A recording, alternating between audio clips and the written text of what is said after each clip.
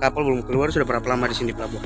Kalau kita sudah sampai dari hari Kamis, terus sampai sekarang sudah hari Minggu, jadi sudah 4 hari. Sudah 4 hari di sini. Ini tujuan mau ke Ambon atau gimana, Pak? Tujuan mau ke Ambon. Tapi waktu kita dari Ambon itu juga kenal warningnya 3 hari lagi. Oh, 3 hari. Jadi pemuatan dari hari Kamis, hari Sabtu baru Hari Sabtu baru berangkat. Oh, jadi tapi sampai setelah di Namlia belum bisa berangkat sampai sekarang ini? Sampai di Namlia, jadi perjalanan sudah 1 minggu. Sudah 1 minggu belum? 1 minggu lebih. 1 minggu, sudah 7 hari. 7 hari di Namlia ini, Ya. Pak? Oke. Boleh tahu untuk berangkat balik ke Ambon ini apakah ada muatan atau gimana, Pak? Ada, Pak. Oke, boleh Ada tahu muatan yang direncanakan untuk ke Ambon ini apa saja, Pak? Hasil, Pak, kopra. Oh, jadi hasil kopra, hasil panen. Ya, boleh tahu selama di Namlia ini apakah ada mengalami kerugian nggak sih selama kapal warning ini, Pak? Memang kita rugi besar, Pak.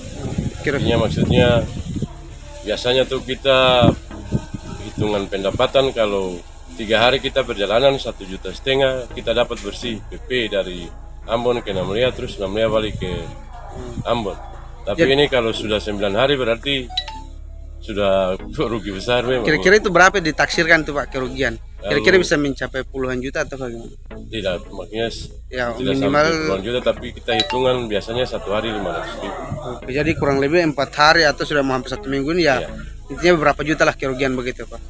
3 sampai 3 4 sampai juta, 4 Pak. juta. Oke, sip.